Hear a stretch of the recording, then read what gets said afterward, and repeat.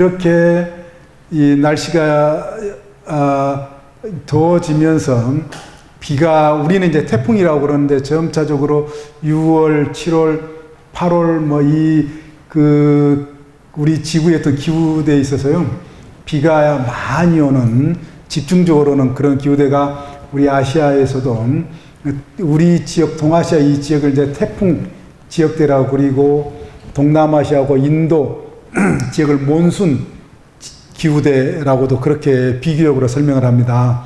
그래서 그 몬순 기후대에서도요, 약 3개월 가량 이 비가 굉장히 많이 오는, 하루에도 많이 올 수도 있고, 또한 이 매일 간헐적으로 끊기지 않게 이렇게 비가 옵니다.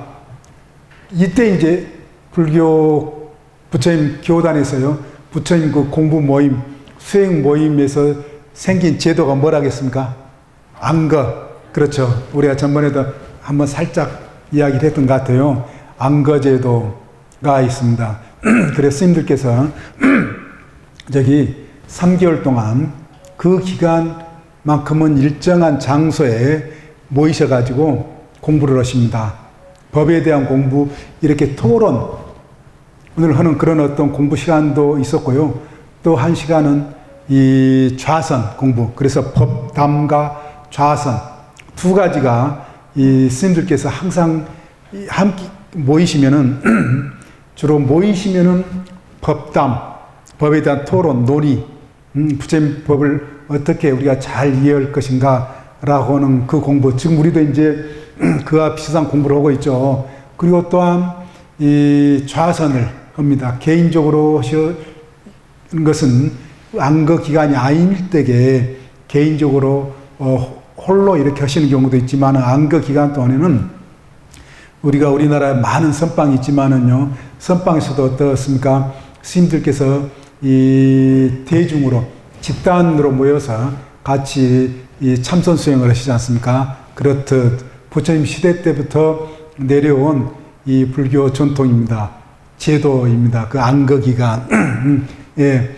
제가 그래서 이제 이번에 이제 시작과 함께 우리 이제 주지스님께서 오랫동안 선방, 우리나라 유명 선방을 이렇게 두루 다녀셔서 선방에 관한 공부하시는 스님들을 어떻게 이제 공양을 잘하고 공부를 잘 하실 수 있도록 이렇게 도와드려야 되는가, 그게 이제 복을 짓는 큰 어떤 일입니다. 이 불교에서는요, 부처님법에서는. 그래서 그걸 항상 스님은 머리에 이렇게 염두에 두시고, 여기 멀리 이렇게 이 도봉산 자락에 와서 계시더라도 항상 공부하셨던 이 같은 도반 스님들, 또 어른 스님들을 잘 이렇게 모시려고 하는 그 마음이 항상 이렇게 가지고 계신 것으로 그렇게 느껴져요. 예. 그래서 그걸 이제 우리나라에서는 그러한 스님들을 일러서 하는 납자 또는 뭐라고도 합니까? 수자라는 말. 듣기만 해도 수자는 굉장히 신선하고 생생한 어떤 느낌처럼 저는 항상 느껴지는데, 아마 여기 계신 분들도 다 그렇게 느껴질 겁니다. 수자라고 하는 말. 그래서 우리 주지스님도요, 진정한 수자 중에 한 스님이신 것으로 그렇게 늘 생각이 됩니다. 예. 그리고 오늘 이렇게요, 제가 3주에서 이렇게 4주로, 오늘만 바뀌는 겁니다. 예. 그래서 전에 3주가 원래 제 시간인데, 오늘 박경규 교수님 시간이죠. 그런데 다른 어떤 개인적인 어떤 사정으로 이제 바뀐 거고요. 그리고 한 가지가 이제 말씀드리면은, 제가 전번 시간에, 그러니까는, 5월 공부 시간과 오늘 시간 중간에 제가 이 불교 답사를 한 군데 다녀온 데가 있습니다. 혹시 실크로드 들어보신 적 있으십니까? 예. 너무나도 유명하잖아요. 예, 80년도인가는요, 일본 NHK하고 중국 국영방송하고 같이 합작을 해서 실크로드를 우리나라에서도 한 10몇 회인가 방영을 했을 겁니다. 그때 저도 한 번도 빠지지 않고 너무나도 감동적으로 보고, 또 그에 관한 그 화보집, 자료집으로도 보고 또 보고 화보집을 구입을 해가지고 지금도 제가 여러 권 화보집이 있는데요. 진짜 그 한번 밟아보고 싶은, 답사를 해보고 싶은 그런 땅이더라고요. 예. 그래서 늘 한번 그 실크로드 답사를 한번 해봐야지. 즉 실크로드라는 게 어떻습니까? 말이 실크로드해서 비단길, 바꾸면 비단길인데, 우리 그 동아시아, 특히 중국에서 나는 비단이 터키라든지 유럽, 중앙아시아를 거쳐서 수출되는 오랜, 지금으로부터 2000년 전부터도 그렇게 돼서 이제 실크로드 이름으로 내려왔지만은, 사람들은 또한 요즘에는 그 실크로드 말고 다른 이름을 하나 씁니다. 담마로드, 다르마로드, 불법이 내왕했던, 왔다 갔다 했던 그런 길이다 해가지고, 이 다르마로드라고 하는 그 말이 이제 학계에서도 많이 쓰이고 있는데요.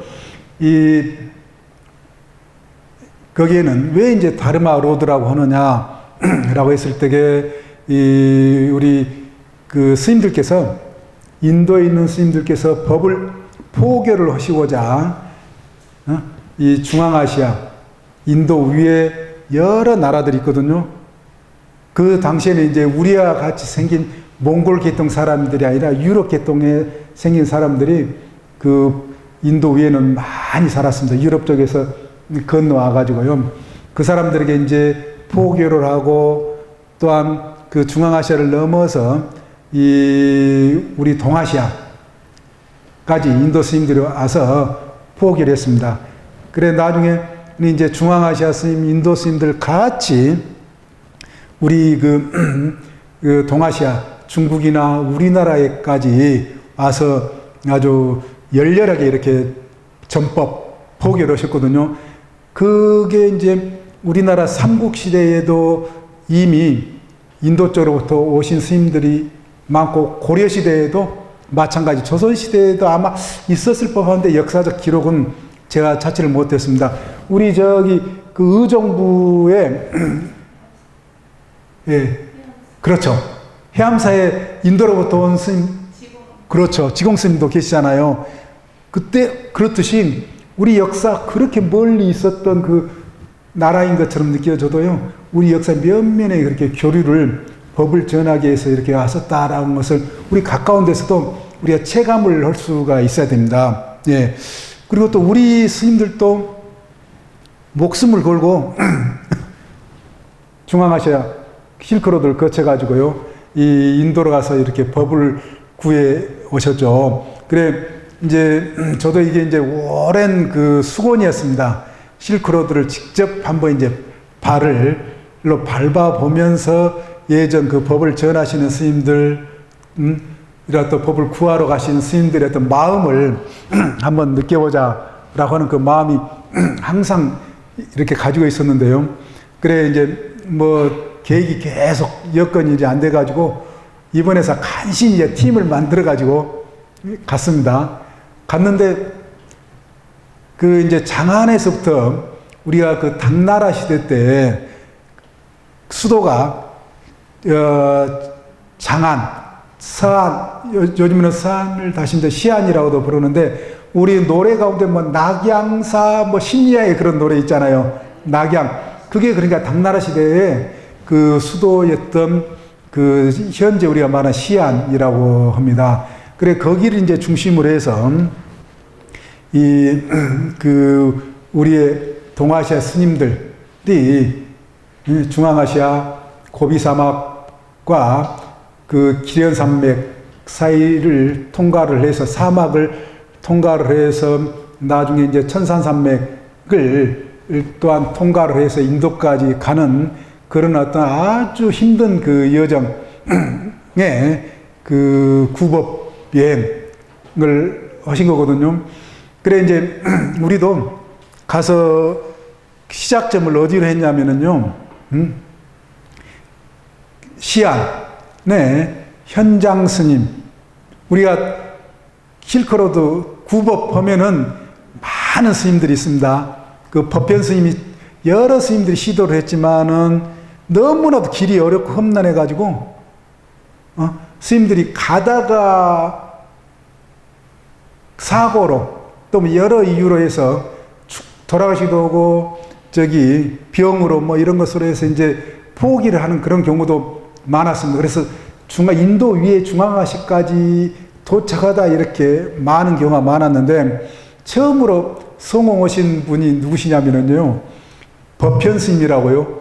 이 불국길을 다녀오셔가지고 쓰셨는데, 그 스님은 동진시대, 우리나라 같으면 삼국시대의 그 시대의 인도 스님이었는데, 중국 스님이셨는데, 놀라운 것은 뭐냐면요, 그때 법현 스님 연세가 63, 4세인가 되셨어요. 그러니까는 지금 평균 수명은 지금 이제 건강 상태가 많이 좋아졌죠. 그래서 영양이라든지 뭐 이성 상태가 좋아가지고 평균 수명이 이렇게 늘어났지만은, 예전 그 시대에는요, 평균 수명이 뭐 40 뭐 이런 정도래요. 그래서 환갑을 굉장히 높이 지어서 이렇게 세우고 그랬지 않습니까? 지금 환갑 세시는 분들 별로 없지 아마. 예. 그래, 그런 시대에요.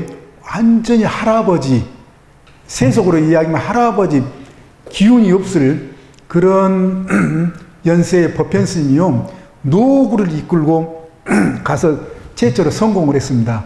중앙아시아를 건너가가지고 인도까지 진입을 해서 이 법을 구해오셨어요. 법현 스님이 이제 당시로서는 우리 동아시아에 불처님 계율이 완전하게 구비되지 않았다, 갖춰지지 않았다라고는 이 어떤 문제의식을 크게 느낀 겁니다. 그래서 내가 이런 어떤 문제를 해결하고야 말겠다라고는 그 일념으로 가가지고요, 이 인도에 가가지고 계율에 관한 경전을 다 수집해 오시고, 이제 오셔가지고 육로로 가셔가지고 나중에 이제 해로로 이제 도착하십니다. 오셔서 번역도 하시고, 그래 이제 우리 동아시아 불교 공부에 또 스님들의 이 계율 공부에 이제 크게 도움을 주신 그런 어떤 기여를 해 주셨는데요. 법현 스님도 그렇게 유명하지만은, 그래도 뭐니 해도 우리가 이제 그 구법 여행과 관련해 가지고 전 세계적, 뭐 다 전 세계적으로 유명하지만은요, 우리에게 아주 익숙한 스님 한 분이 있습니다. 우리나라 출신도 물론 있지만은요, 중국 출신의 누구예요? 현장. 그렇죠, 현장 스님. 무엇으로 또 유명합니까? 손오공. 예, 손오공. 서유기로도 너무나도 유명하지 않습니까? 삼장 스님. 그리고 우리나라에서도 뭐 근래도 계속 그 서유기, 손오공 관련해가지고 드라마라든지 영화라든지 우리나라에서 새롭게 각색해가지고 계속 나오는 것 같아요. 제가 보니까요. 우리나라뿐만이 아니에요. 중국이라든지 뭐 대만이라든지 우리 동아시아 지역 어디에든지 간에 아직도 그 서유기, 손오공 이야기는 대중적인 아주 인기를 끌고 있는데, 그 이야기 바탕이 뭐예요? 바로 현장 스님과 관련한 이 구법 이야기가 에서 이제 모티브라고 그러는데요. 그 이야기가 발단이 된 겁니다. 그래, 이제 가서 보면은 손오공 유적터도 있어요. 그 화염산이라고 해서 불타오르는 그 산처럼 보이는, 거기에 손오공이 만들었다고 그러는데, 거기에 이제 현장 스님 지나가시면서 그에 대한 어떤 기록을 서역기에 이제 해놓으신 것도 나오긴 하는데요. 그 현장법 스님이 그렇게 유명하시다라고 하는 것입니다. 왜 그러시냐라고 하면은 17년 동안 아주 오로지 법을 구하겠다라고 하는 그 일념으로 가시면서 여러 번 죽을 고비 일을 당하십니다. 한 번은 제가 지금 이번에 이제 해인지에 그 나올 텐데요. 어떤 경우까지 있냐면은요, 인도에는 지금도 있지만은요, 두루가 신도라 힌두교 파 중에 하나가 두루가 신을 믿는 여신인데요. 그 여신을 믿는 그 사람들은 희생제의를 합니다. 우리 이제 초기불교에 계속 희생제의에 관한 이야기를 이제 해드릴 겁니다. 앞으로도 계속요. 부처님 시대 때도 있었고 지금도 이어지고 있는 것 중에 하나가 인도의 그 희생제의는 뭐냐라고 하면은요.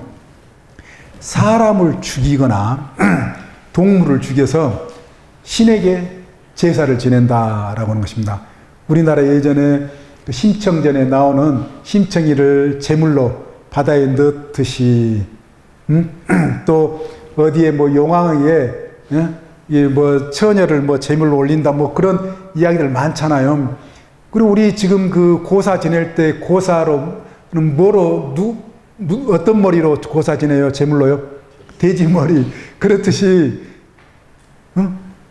그래 두루가 그 신도들은요 부처님 시대 때도 그렇고 지금 현장 스님이 인도에 아주 몇 번의 죽을 고비를 거쳐가지고 이제 거의 부처님 그 중심 활동지 가까이 가가지고 갑자기 그냥 한 80여 명의 도적들이 나타나가지고요 해상 배를 타고 강을 따라가는데 나타나가지고 그냥 현장 스님 일행을 잡아버립니다.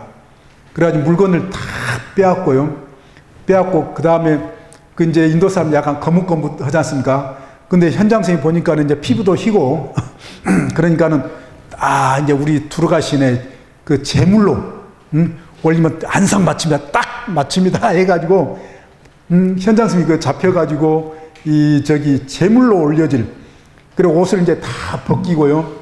이 목을 내밀게고 이제 칼을로 이제 목을 내리치려는 이제 순간에 그 현장 스님이 아주 일심으로 관세음보살에게 이제 기도를 해가지고 그 천둥이 치고 그래서 아주 이 풍랑이 일어나니까 그 강에요 도적들이 놀래가지고 이제 이 현장 스님이 이제 풀어주는 그런 이야기가 나오거든요. 현재 거기까지 제가 이제 그 회의제에다 연재하면서 하고 있는데 그래 그 현장 스님이 우리가 실크로드 하면 이제 굉장히 유명한데 그렇기 때문에 우리가 그 서안을 딱 도착해서 실크로드의 출발점을 서안 예전 같은 낙양이라고 하고 또 현장 스님 동상 앞에서 시작하는 경우가 많습니다. 그래 우리도 이제 현장 스님 동상 앞에요.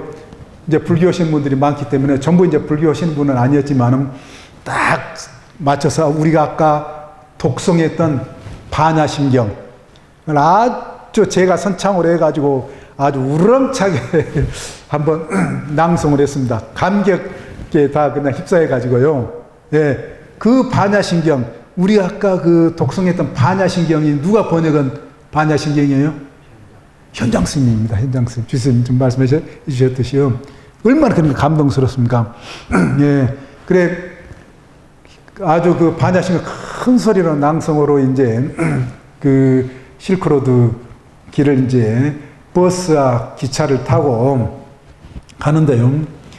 저는 그 인도에 있으면서부터 그 현장 스님의 서역기하고 해초 스님의 우리의 신라의 왕호 천추국전하고 불국기 의정 스님의 저희 남해 기기 내법전이라고는 세계 4대 여행기라고도 합니다. 스님들의 우리 이제 동아시아 스님들이 다른 나라 사람들에게 비해서 굉장히 우리가 문화적이라는 게요. 뭐 유럽 사람들이라든지 다른 어떤 중앙아시아 사람들 문화적이라는 게 뭐예요? 우리 동아시아 사람들은요. 뭘 해요? 우리가 우리 자신을 잘 모르는 경우가 많아요.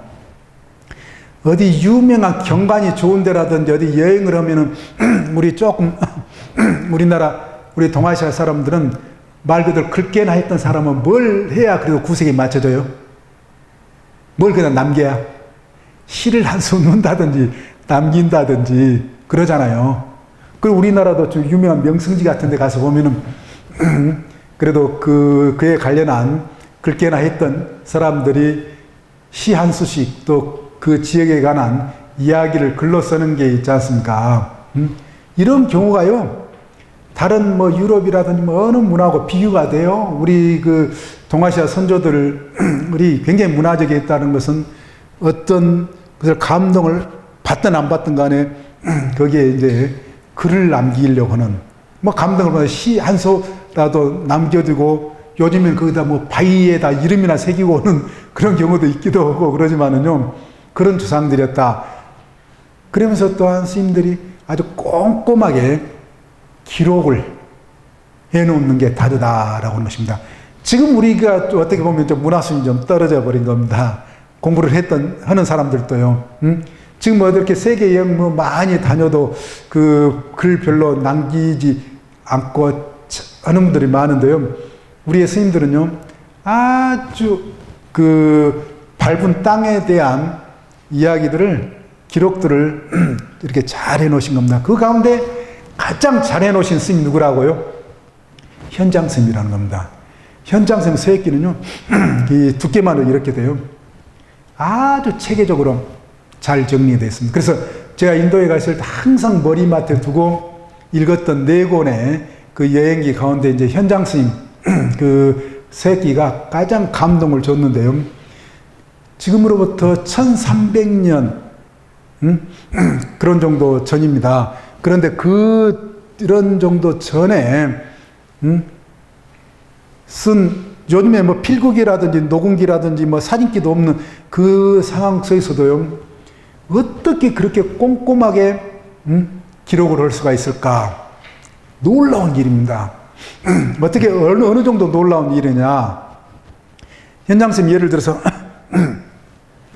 출발을 해서 이제 이 다니시면서 부처님 성지 가운데 이 부처님 성지 가운데 여기서 저희가는 맨리고 거리 또 둘레가 그 성에 대한 둘레가 어느 정도다 이런 것을 다 이렇게 기록을 해 놓았습니다. 그래서 이제 시간이 지나면서 이제 그 폐허가 돼버린 경우도 많습니다. 그래서 제일 처음에 유럽 학자들이요, 인도로 가가지고 그 부처님 유적들을 또는 그 나라들이 어디에 어떤 나라가 있었다 이런 것을 확인을 해보려고 조사를 해서 역사적인 이걸 이제 밝혀보려고 하는데 제일로 중요한 사료 가운데 하나가 뭐냐? 현장스님의 서역기다. 근데 왜 서양 사람들이, 학자들이 놀라워하고요, 지금도 많이 연구가 되느냐라고 하면은, 현장스님이 여기서 저기까지는 맨리다라고 하면은 실제로 거기 거리 측정해서 그 쯤에 가서 발굴을 해보면 나온다는 겁니다. 그 놀라운 일이에요. 예.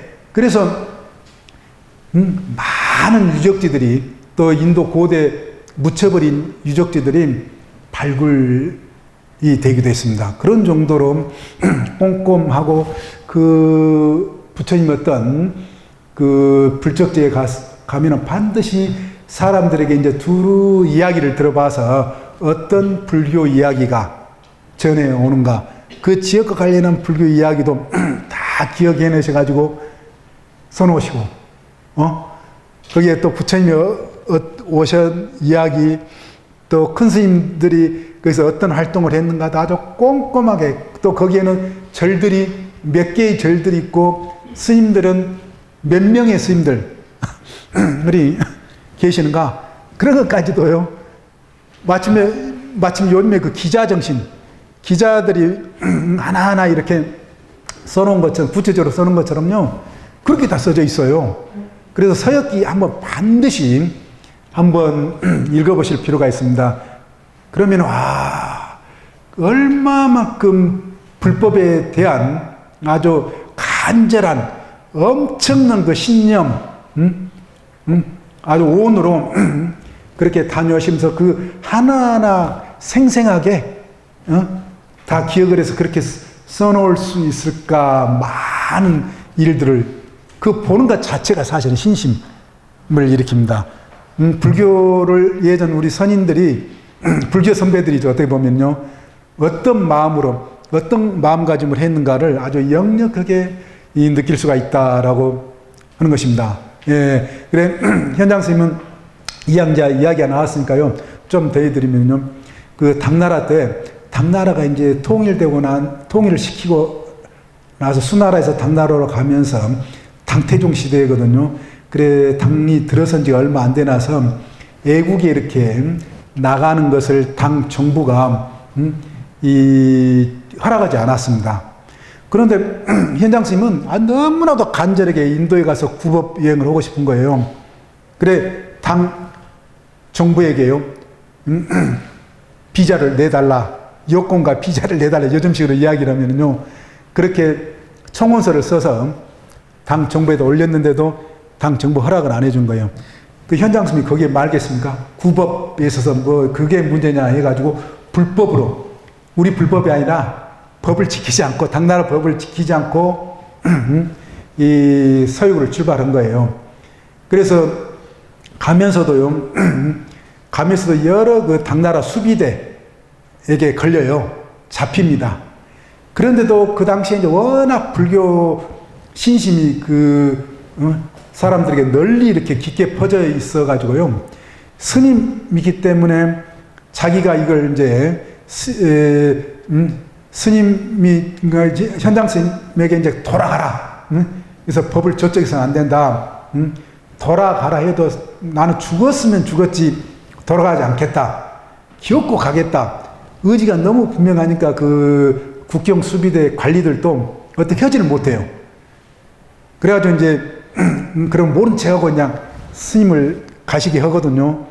그 경우도 이제 몇 번 나오는데요. 2번인가 나옵니다. 이제 잡혀가지고 화살에 뭐 맞춰서 거의 이제 오아시스 물 나오는 가서 이제 죽을 뻔한 그런 어떤 경우, 또 같이 길 안내해 주겠다 하는 사람이 이 스님을 이제 죽이고 이제 뭘 이렇게 자기도 이제 그 정부로부터 스님을 안내해서 불법으로 이렇게 나가게 해줬다라고 해서 처벌받을 게 두려우니까 그걸 스님을 이제 죽이고 여러 어떤 것을 이제 빼앗아갈 그런 생각으로 하려다가도 이제 못하기도 하는 그런 장면들도 나오기도 하고 그러는데요. 그 페르시아계 사람이요. 그런데 그 스님이 그렇게 불법으로 아주 가는데 제가 이번에 확실히 책으로만 보고요. 들어본 것도 직접 몸으로 이렇게 겪어봐야 뭔가 좀 체감이 된다라고 하는 것을 안 게 하나가 뭐냐면요. 가면서요. 시안을 점점 벗어나면 깐수성이라고도 하고 이 감수성이라고도 합니다. 그 섬서성 발해백 굉장히 긴데요. 우리나라 길이보다도 몇 배가 더 깁니다.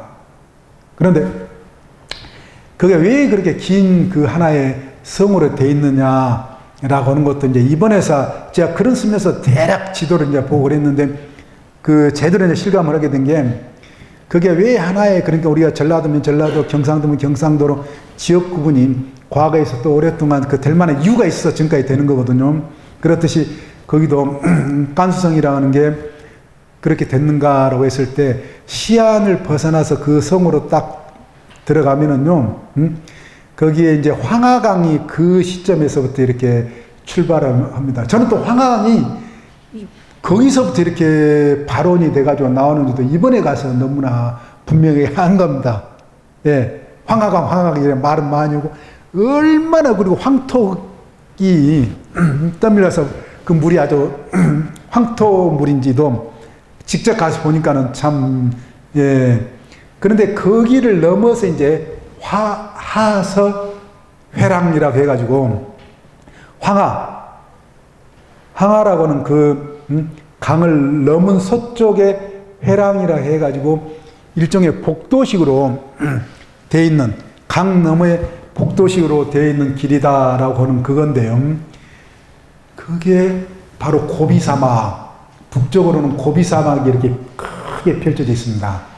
그리고 남쪽으로는 기련산맥이 해가지고 가면은요, 이 눈이 쌓인 꼭대기가 설산이 보여요. 산으로 아주 병풍처럼 막혀져 있습니다. 남쪽으로는 산맥으로 막혀져 있고 북쪽으로는 사막으로 막혀지고 그 중간에 모래밭, 사막이 아주 드럽게 펼쳐져 있다. 라고 하는 것입니다. 거기를 그러니까는 스님이 이제 가신 겁니다. 많은 우리 동아시아 스님들 가고 오고는 그 길밖에 없거든요. 왜요? 왜 그 길밖에 없냐라고 하면은 그 산맥으로 아주 험준한 산맥으로 통행이 불가능한 산맥입니다. 그리고 또 그 사막, 자갈밭의 사막입니다. 고비 사막이라고 하는 것은요. 그러니까는 그나마 이제 통로로 다닐 수 있는 것이 사막인데요. 사막 중간중간에 이제 물이 나오는 오아시스가 있죠. 예. 그런데 현장 스님도 그래 이제 불법으로 가기 때문에요. 가시면서 이 낮에도 물론 이제 이동하는 경우도 있지만 주로 또한 밤에 이동을 많이 해요. 왜 밤에 이동을 많이 하는지 이제서 저는 알았어요. 분명히 알았습니다. 왜 이동했겠습니까? 밤에? 예. 더워서 밤에 이동하면 더 시원하지만은 그래서도 그럴까 싶었는데요. 사막이다 보니까요. 조금 사막 언덕이라든지 이런 데 올라가서 보면은요. 거기는 풀 한 폭이 새 한 마리 날지도 않고 풀 한 폭이 없는 것이 계속 이어져요. 황량해도 이렇게 황량할까? 저는 인도에 9년 살면서도 사실은 사막을 지나가면서 좀 봤지 그렇게 길게 이렇게 보지를 못했습니다. 응? 그런데 그 스님들의 여행기를 보면은 풀 한 포기도 날지도 않고 하늘에 새 한 마리 날지 않는 그런 것이다라는 그 서술들이 굉장히 많이 나오거든요. 그래서 그걸 이제 실감을 하면서 조금에 가서 이렇게 보면은요, 저 멀리 아무리 먼 곳이라고 하더라도 거기에 조금만 하나 움직이는 물체가 있으면 바로 어떻게 된다? 포착이 되는 거예요. 시야에 들어와요. 시야에 들어옵니다. 그래서 스님이 불법으로 법에 어기면서 이렇게 가기 때문에 안 잡히기 위해서 밤에 이동을 하시구나 하고 이제 가서 보니까 그 이유를 알겠더라고요. 그 이야기 이제 서익기에서는 써놓지는 않으셨는데, 왜 밤에, 이제 맥락이 그렇게 썼는데도 이제 제가 파악을 못 한 거죠. 근데 가서 이제 본 건데, 그래, 거기 사막이라고 하는 것이, 우리가 가끔 사막 관련한 영화 보면 사막 꼭대기 언덕백에서 군사들이, 멀리 아래에 이렇게 대상들, 장사하는 사람들이라든지 군인들이 몇 사람들이 지나가면 불이 나게 그냥 내려와서 바로 그냥 잡아가고 싸움이 일어나지 않습니까? 그런데 그게 이제 이해가 되더라라고 하는 것입니다. 바로 눈에 잡힌다. 그리고 또한 사막이요.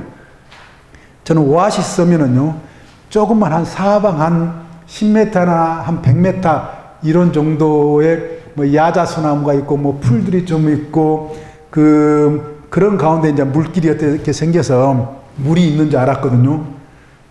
그런 게 이제 오아시스인 줄 알았습니다. 근데 가서 보니까는요, 그런 오아시스 하며 아주 드넓은 오아시스도 있다라고 하는 것입니다. 제일로 제가 이번에 이제 계속 끊임없이 그런 사막을 따라서 이렇게 남쪽으로는 설산을 바라보고 북쪽으로는 그 고비 사막을 피해 가지고 사막을 따라서 이제 스님들의 구법의 그 길을 가는데요. 가는데 이 어느 지역을 가니까는 이런 풀밭도 있고 농토도 있고 그러는 거예요. 계속해서요. 그래서 너무나도 이제 놀라워서 여기 어디냐고 그러니까 가이드가 여기는 오아시스라고 그러는 거예요. 그래, 오아시스라고 하는 데에서 이제 놀랐고, 첫 번째는요. 그리고 이제 두 번째는, 그러면 여기가 어디냐고 그러니까 그 가이드가 바로 한다는 말이요. 이오국이라는 말을 쓰더라고요. 이오국. 너무 깜짝 놀란 겁니다. 왜 깜짝 놀랐느냐. 현장 스님이 그 이오국을 바로 이제 들려서 거기서 한참을 머물다가 가시는 그 장면을 제가 봤거든요. 글로. 그래서 그걸 보니까 너무나도 그 땅, 현장 스님이 머물던 그 땅을 우리가 이제 이 밟고 있다라고는 그 생각을 하니까는 아주 감동이 올라왔다라고 하는 것입니다. 아무튼 그 전반부 시간 이제 40분이 다 됐는데요. 제가 오늘 그 제목을 해서요. 실크로드 제가 갔다 온 그 답사도 공부입니다. 그 공부의 이야기만을 이제 드렸습니다. 2부에 본 공부를 하도록 하겠습니다. 예. 이만 전반부 시간을 마치도록 하겠습니다. 예.